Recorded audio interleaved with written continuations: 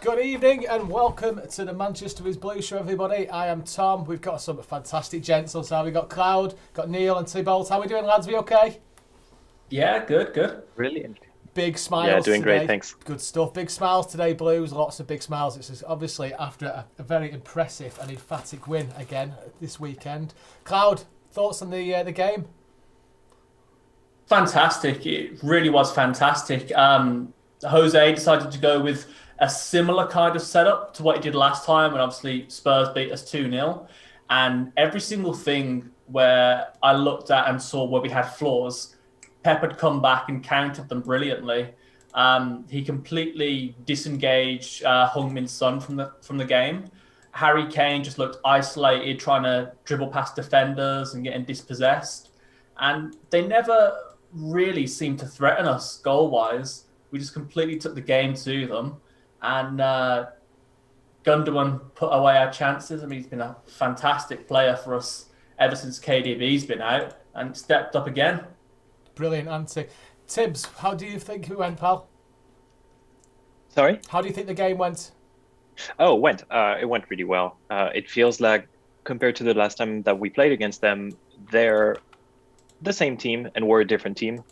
We're much more clinical. The threats that we have as a team can come from just about anywhere. Whereas they rely on Son, they rely on Kane, and clearly it didn't do it for them this time around. So very happy.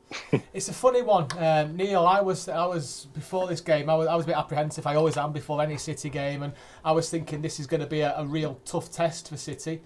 I was thinking that this is going to be a dry run for the League Cup final in a month or so's time. But into fact, it was just the show was completely ran by us. I never felt threatened really, even when Kane hit the crossbar. I felt they were lucky to get that opportunity in the first place. I thought the foul on Kane was harsh against City. Yeah, but what's your thoughts, Neil, on the game and how we went on? Yeah, I mean, from last time when we were destroyed on the counter pretty much, this time I think, as Cloud said, Pep did really well with his tactics. So first of all, it was great to see double inverted fullbacks again because, well, we had that in 17-18, and I think, yeah, as Cloud said, using Cancelo as an inverted fullback and then Bernardo drifting to the right, that really took Son out of the game. And I think that was really important tactically because with Son further away from Kane, I don't think Son got a shot away, if I'm not wrong. So yeah, I think that was very good, and everything, like our possession was very neat. We never gave the ball in any stupid areas. Our passing was clean, and yeah, tactically and both performance-wise, I think it was brilliant. Yeah, I thought everything. I'm looking. I've got a few match stats in front of me. 40% possession for Spurs to our 60. We had 15 shots, 6 on target to their 7 shots and 3 on target. I think it was just a fantastic, brilliantly executed tactics from Pep to get us over the line. And Cloud, we're going to have a bit of a chat about Gundogan from the negative side in a moment about his injury and going off, but which is obviously devastating. But he's just a different player, isn't he? And you know, we did a show a few months ago about is he going to be a legend or a loser or a legend? I think we called it the show. And luckily, I put the hat in the ring of actually I think he's going to leave City as a legend before all this pomp. So there's a couple of our admins that are going to be a bit red faced in a few months' time when I show that clip again of them absolutely slating Gundogan. So I'm looking forward to that. But he's been a rejuvenated player, hasn't he? Brilliant. Yeah, absolutely. And one of the things that's been great with what City are doing now, obviously trying to fill in, for De Bruyne is no easy task, but they haven't tried to replace De Bruyne in a sort of like for like with Bernardo or Gundogan. What it looks to me is, and what I noticed a lot was, Zinchenko seemed to come into midfield a bit and join the pivot when Cancelo was next to Son, or Cancelo would come into the pivot.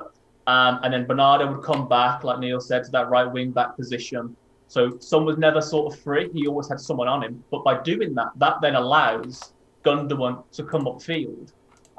So we've got the overload in midfield. As a unit for Tottenham, when they're looking at our danger players in the box, Gundogan's kind of striking into that area like an attacking midfielder or even like a false nine. But the difference in how he's doing it compared to a traditional false nine is we're not playing Jesus or a false nine. We're playing Jesus with Gundogan additionally in that role. So instead of looking for one player in the box, you've then got that second. And it's just the superiority that Pep's brought up. So when he's going into those spaces, it's so quick, but he's there. And the goals that he's getting, they're one-touch finishes. And I mean, and the goal that Ederson set him up for was brilliant, how he just stormed into that position. It's phenomenal. That pass by Ederson was remarkable on it as well. We need to give him a massive shout out. And do you know what? It's funny when you saw Ederson smile after that. I can't remember the last time I saw him smile. It's funny seeing him being happy, actually, isn't it? He's obviously got a ruthless mindset when it comes to stuff like that. So absolutely fair play to him. There's rumours coming out, and obviously these are the Twitter rumours, they're social media rumours, that Gundogan's going to be out between 3 and 4 weeks after picking up the groin injury and going off. It's hard to say will he be missed because of obviously his contribution over the last couple of months, but with the possibility of Kevin coming back into training. Tibbs, what's your thought on the transaction of such a key influential player leaving us and another potentially taking over? In terms of transferring him away, or more so him just being off for a couple weeks? Going out because of the injury and somebody else taking because over. Of the injury. Yeah. Well, he's been obviously crucial in the past few games, so always sad to see him go. And he brings something that not a lot of players, I think, can bring. But excited to get Kevin back, and I think the timing of it doesn't work too bad for us. If Gundo is out for a couple of weeks, but Kevin is about to come back, even if it's an overlap by a couple of weeks, like we still have enough depth in the team that it shouldn't be too problematic for us overall, I think. You'd certainly hope not. So what's your thoughts, Neil? Yeah, I mean, in the form that Gundogan has been in, it's really not good to see him go. But I think if Kevin and Gundo are in the same team, I think it's hard for both of them, given Gundo's current role, to be in the same midfield, because Gundogan is pretty advanced himself, and Kevin has also been used in the false nine often before he got injured, of course. So I don't think they both would have fit in their same roles. So I think Bernardo is really important, as we discussed previously. So I think it could be worse, but yeah, still not good. And I think there's still 1 week before Kevin is back in full training. So yeah, I think a couple of matches will be interesting to see how we work, because I think we will be lagging in midfield. So I think we could see Zinchenko maybe outside shout, him in midfield. I think we tried that against West Brom, if I'm not wrong, in the second half. So yeah, it's interesting. Another point to raise was the nervousness about Diaz being on the bench and Stones on a poor centre-back partnership. This was a massive test for those two on Saturday. And Cloud, I don't know about you, but I think they passed with flying colours. The question is now, is Diaz going to play on Wednesday night against Everton? No, I think he should definitely play. This was something I was hoping for, to happen for a while, and I was so happy when I saw the lineup, because the problem that you have when that partnership can be fantastic, and I do believe that centre-back partners should build that sort of rapport with each other and should be consistent. But the issue that you have is simply when you look at a team like Liverpool. Now, they've been very unfortunate with injuries, but once their mainstay centre-back in Van Dijk got injured, they've started to, leak a lot more goals. And we need to be prepared for that, because eventually one of Diaz or Stones is going to get injured. So it's good that we've got that rotation. They're still going to play plenty of games together, because we've got the cup games, we've got Champions League games. So there is enough game time for everyone to get in. So I was very happy to see that. And like you said, they did pass with flying colours. It was just great to see Laporte and Stones work together. I would like to see Laporte and Diaz play together at some point too, just to get them some minutes together, get them familiar before we get to those more crucial Champions League games later down the road. Yeah, no, it's a really good shout, actually. That's not something I thought of before, but it makes a very good argument, actually. And there's still no rumour about Ake coming back, or timescales about Ake coming back, and he's obviously got an injury that's keeping him out indefinitely, which is really disappointing, because I think he had a really strong start, and the option of paying him at left back with his athleticism and strength, I think, would have worked really well. But Zinchenko, which I'm reading. I read today that Barcelona wanted an option to sign him on loan for until the end of the season in November, December. So it says a lot about him as a player, and he seems to have come on great guns. Tibbs, what's your thoughts on Zinchenko? And he never seems to be the regular left back. He always seems to be that left back that comes in when there's an injury or someone's not particularly playing well and stays there. So what's going to be his career at City, do you think? It's up and down, right? It's like he's been. It feels like he's been on the bench for quite some time, and now it's his time to shine. And in a way, it's great to see because he spent a couple of years with us now. He's never really been in the spotlight. It feels like he was very much underrated because Mendy was there in parts and with other players, but it feels like now he's solid. He's earning his place in the team on this side, and it's honestly like I'm just happy to see him play like this, you know. Yeah, no, absolutely. I can't disagree with you. I can't disagree with at all. That I fair play to him. He had that rumour mill. Feels like he's earned it. Yeah, no, absolutely. And there was that rumour mill of him going to Wolves, and he kind of said, no, I want to stick around and try hard and all the rest of it. And yeah, fair play to him. I'm starting to really, really appreciate him. And it's funny, Neil, what you were saying before about him playing in midfield. I can never really see him playing as a main midfielder for us, but when he did have that cameo role, actually he plays there for Ukraine and does a bloody good job for them. Yeah. So yeah, it's one of them where do you think he'll ever realistically get a starting role in midfield for City? He can't get a starting role in midfield with Kevin, Gundo, Bernardo. It's very unlikely. But yeah, he can like be the backup in case of injury.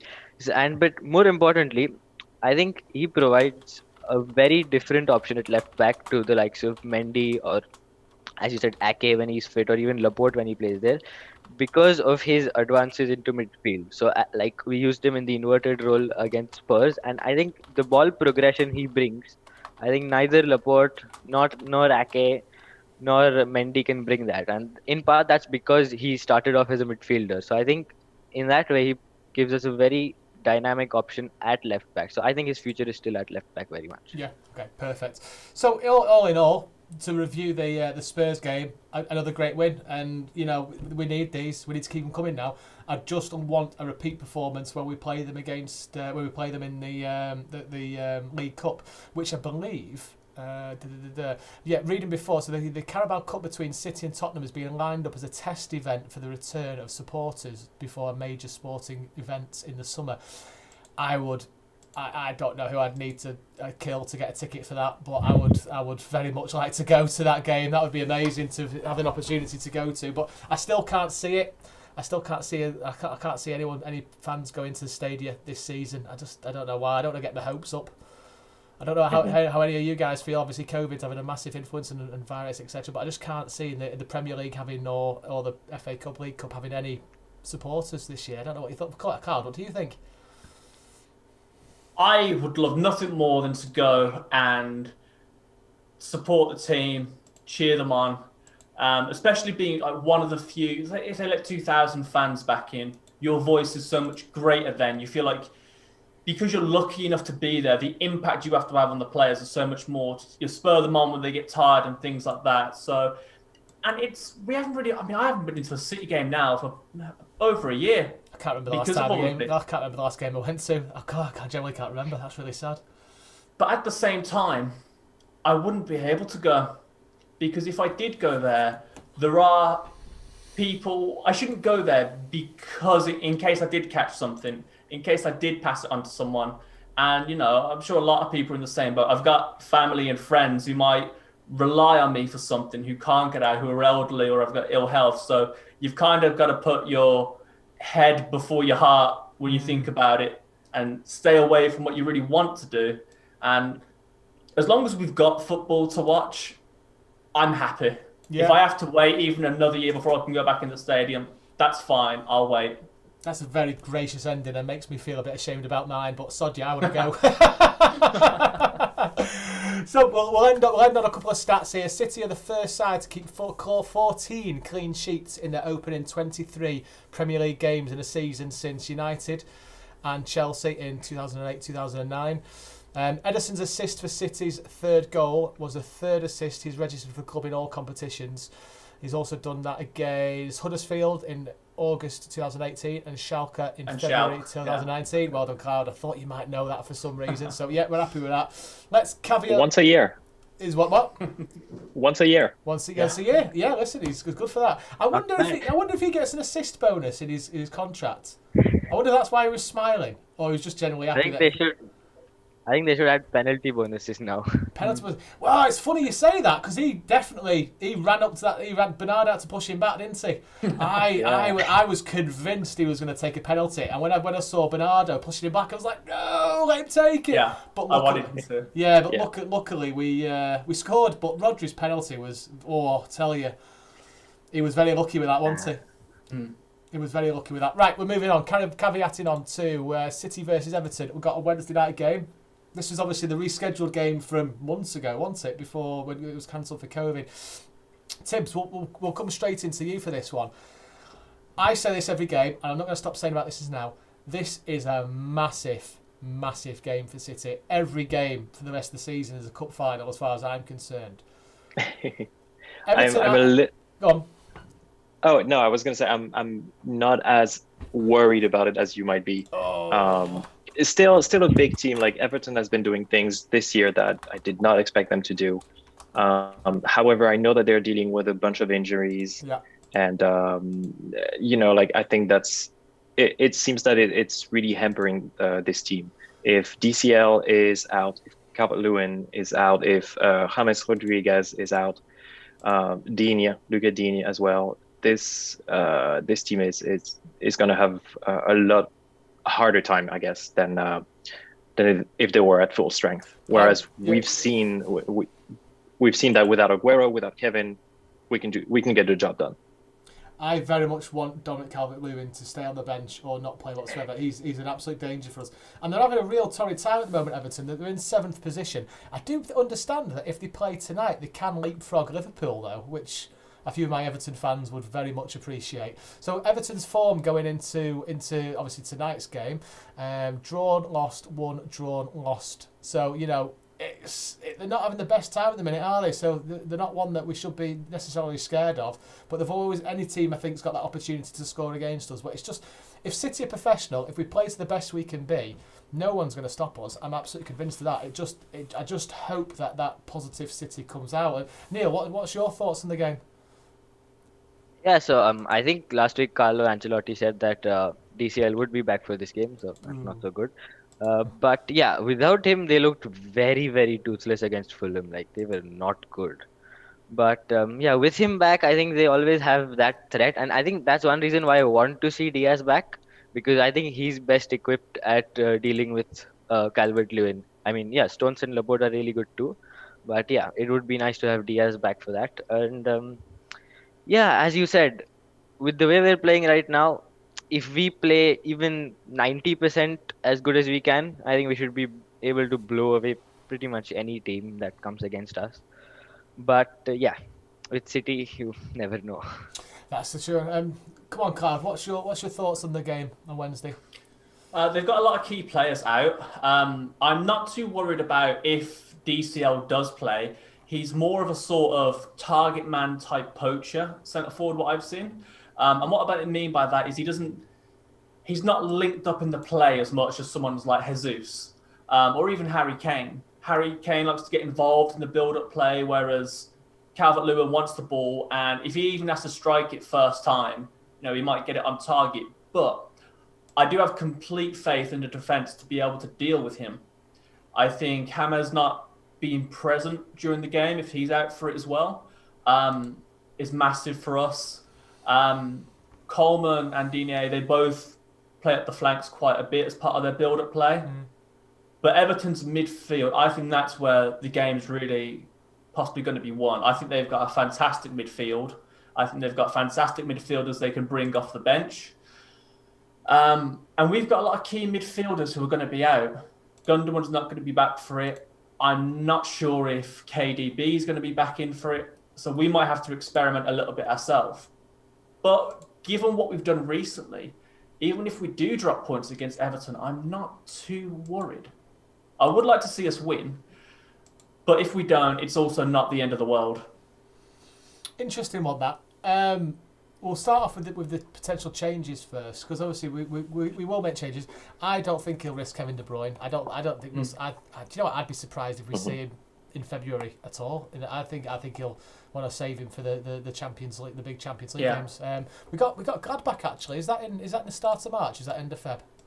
I can't remember. End of I Feb. think And It's next week. 24th. Is that next week? Oh, it's coming around Yeah, quickly. next week. Yeah, 24th. We're playing Germany. 24th. It's not in Germany. Where are we playing? We're playing somewhere else, aren't we? We're not allowed to play in Germany. Is it Hungary or is it Eastern Europe, but I Yeah. don't want to pretend like I know my capitals not enough. maybe Budapest? Not sure. Yeah. Budapest rings a bell, actually. Yeah, Budapest rings a bell. And that's the Wednesday the 24th at 8 o'clock. And obviously, it's a big Wednesday night game in the Champions League. It's next Wednesday. God, this month's going ridiculously fast. We got, obviously, Everton and we've got Arsenal again on Sunday. So we'll go into that. But I'm expecting a couple of changes. I think I felt Cancelo's doing fantastically well, but this is the type of game I can see Walker playing in. Have you guys got an idea of what type of Tibbs? We'll start with you first. Have you got an idea of what sort of team you want to see us play against Everton? So if we're short in midfield, would it be crazy? Maybe that's my craziest idea, but like, would it be crazy to have both Kyle as the right back and then Cancelo playing higher up in midfield? Yeah. Would that be I conceivable? think Pep could do that. If someone would do that, it would be Pep.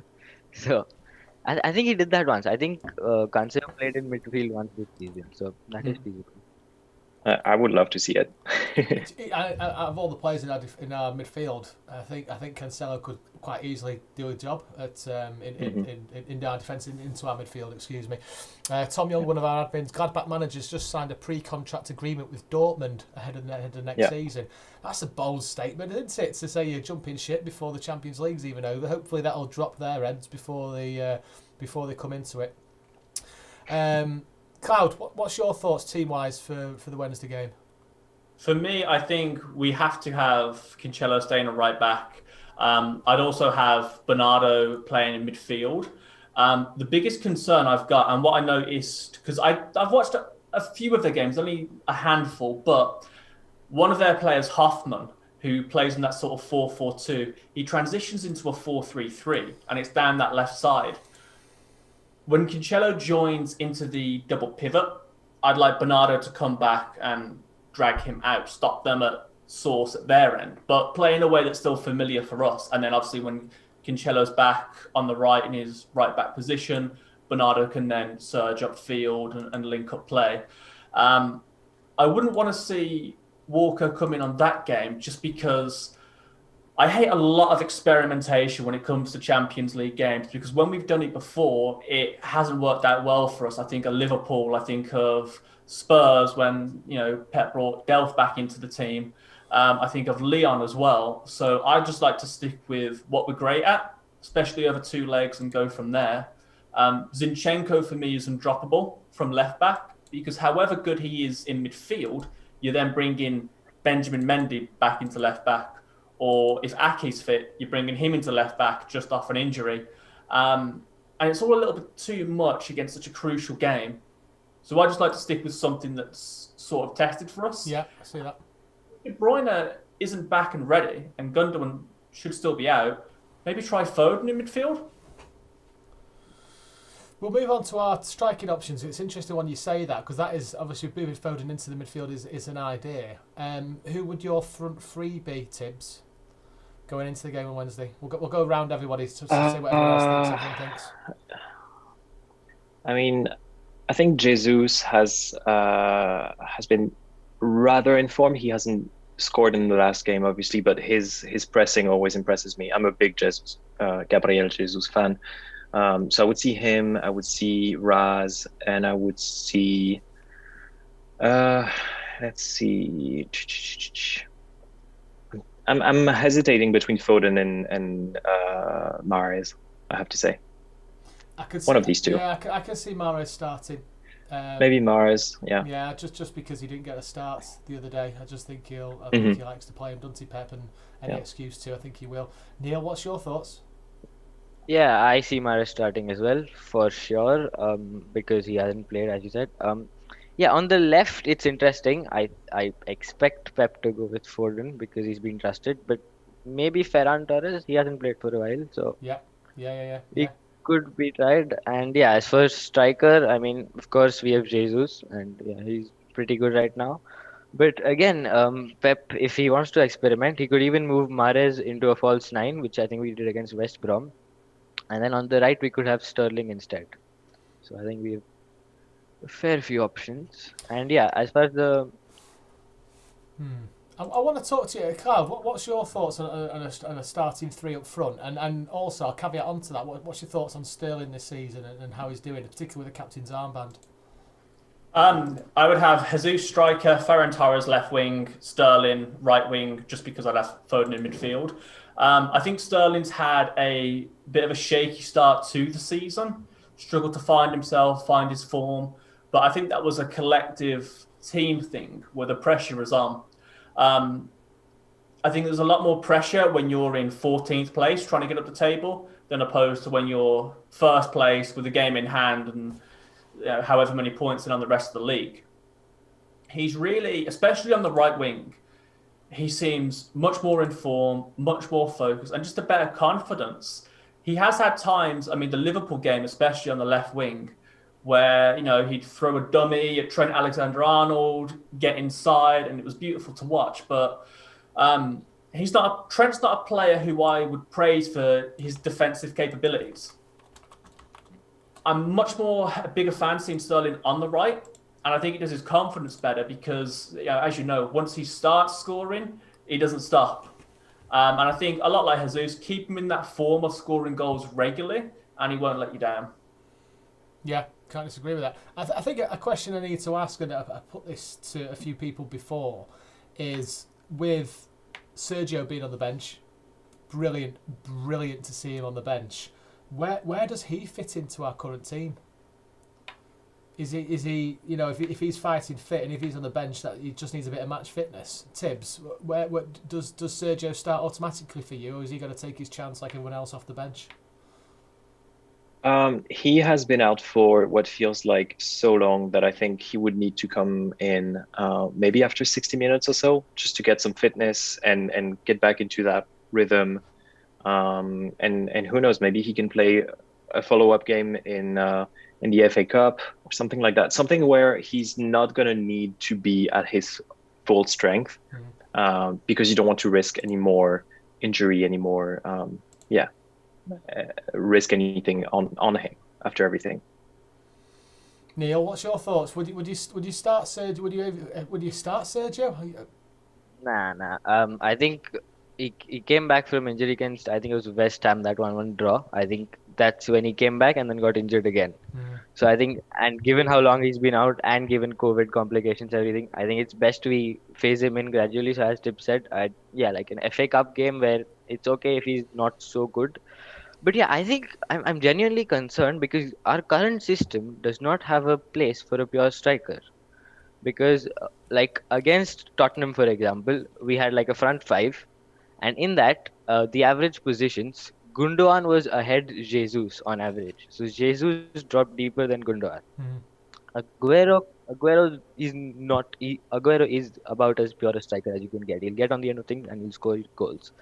But he's not so good at that. So yeah, in this particular system, I think it's maybe not right for Aguero. So yeah, he could come off the bench, or of course Pep, he likes changing systems all the time. So then in a different system, yes, but this one I don't see him get a starting spot. Question for all three of you, just a yes or no question. It's a bit harsh to put you on the spot, but hey, would you give him a new contract? Would you give Sergio a new contract? Yeah. I think 1 year extension seems decent for now, but because as I said, like in big games, sometimes we just need that finisher, and I don't think there's anyone better than Aguero. Like there's so many examples of him doing big games, like Liverpool. Yeah. Last year, like he's always there for us, isn't he? Carl, what's your he's thoughts? Go on, sir. No, I wouldn't. I love him. He's brilliant, but he's not played. If he's not playing, then I can't justify giving him an extended contract for 240k a week. And for me, with the striker he is, with what he brings to the team, how important he is, I expect more from him than just the odd FA Cup game. This is why I say leave the contracts for a while. But if he plays a run of games, if you start scoring, over these next couple of months we've got, absolutely sit down with him and offer him a contract, because he certainly deserves it. But only if the injuries haven't taken a toll on him, because he's been playing sensational football since 16. Yeah. If he's not able to play, we can't justify giving him a contract. Well, let's face it. There's 14 league games left in this season. Forgive me, I'm not sure how many goals he scored before he went out injured. What's it got to be? What's he got to do in those 14 games to deserve a contract? Is it a case of he's got to score 10 goals, or do you think there's a bigger picture to this? Just match fitness. Yeah. Just as if he's readily available, that's fine. Because if we're giving him a contract, we're looking towards the next year. And if he's fit, brilliant. But if he's out with more injuries, we've got to think, hang on, look, he's not going to be fit next season. We've only got Jesus. We're not as effective when we don't play with a striker. And you already know my thoughts on the false nine, and I don't like it. We've then got to go to market, because we can't just keep him on the books, buy another striker, because then if he does happen to be fit, we're trying to rotate 3 strikers, and it's just not practical. Yeah, it doesn't work from that side of things. Interesting. Listen, I'm glad I'm not in charge of the purse strings at City. For one, we'd probably be skint for the amount of players I want to sign. But it's yeah. I think I'd give Sergio another year, just for. I mean, it's disappointing not saying goodbye to David Silva properly on leaving. So I don't want that to happen to another legend of the club. I think what I would love for Sergio to do is which is not going to happen, sadly, him to stay on in some sort of coaching capacity for our under-18s, under-23s in a striking role. But unfortunately, his son and family all live still in Argentina, don't they? Yeah. So he's not going to stay around, sadly. Okay, let's push on from this. We've got the FA Cup quarter-final game against Everton has been scheduled for Saturday the 20th of March at 5:30 kick-off on BT Sports.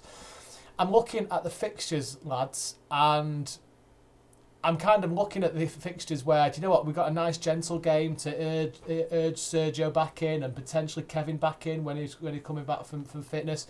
And there's literally no easy games where I'd think, right, well, that's a game we can afford to lose a point there. We can stick him in against that. Every game over the next couple of months is absolute killer. So we've got Everton, Arsenal, Mönchengladbach, and West Ham. We've got 4 games left in Feb. March, we've got United on March the 6th, which is going to be massive, and obviously the repeat game at Mönchengladbach on the 16th of March. Every game's going to come out as thick and fast here, and we just have to be professional, don't we? How are you guys thinking that we're doing in the league at the moment? I'm obviously where we stand. Obviously, we're in first position. Played 23 games, 53 points, so we've played a game less than everyone else in the top 5, and won all our games, won the last 5 games, etc., etc.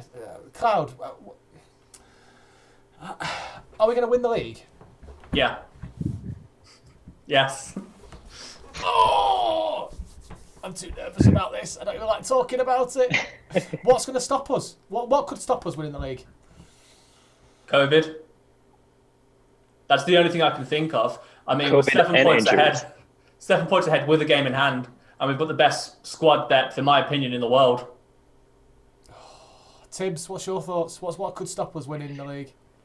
COVID and more injuries, because similar to Cloud, I've got a quiet confidence about this. I think if we take every game, one game at a time, taking it seriously, I don't see any. There's no one that I'm scared of right now, even in Europe, if I'm being honest. Even Bayern, even Barcelona, there's no one that I'm like, I really do not want to play against them, because I don't think that we can beat them.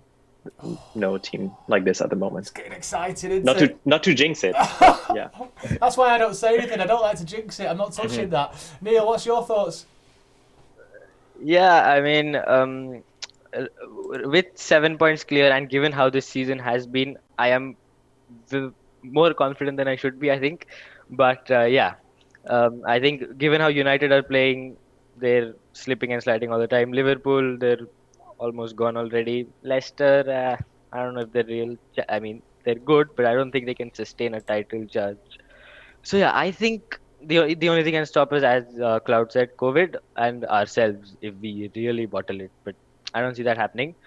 So yeah, I think I'm pretty confident about the league. And as far as Europe is concerned, yeah, I think we're better than everyone right now. But given our history, I will never be confident about Europe. Oh, yeah. If I hear Leon one more time, I'm gonna just turn my internet off completely. Getting fed up of it. Hopefully mistakes have been learned from that. But yeah, that's getting a bit boring now. Right, we've got anything else to add, lads? We think we're pretty much done there. I think we're pretty much done. Yeah, anything else to add? Good. Yeah. Fabulous. Before you go, you've got approximately 43 minutes to get on our Facebook page and YouTube page for people watching. We're giving away a Cancelo shirt. It's a competition. Have a look on our page and you have a look more about it. But lads, thank you very much. The Discord boys are back in town. Love it. You coming again next Monday? Yeah, sure. Fantastic. You'll have us. Right, lovely lads. See you soon. And Manchester is blue. We'll be back on Wednesday for a match and watch along. Lovely to see you. Have a good night, lads. See you soon.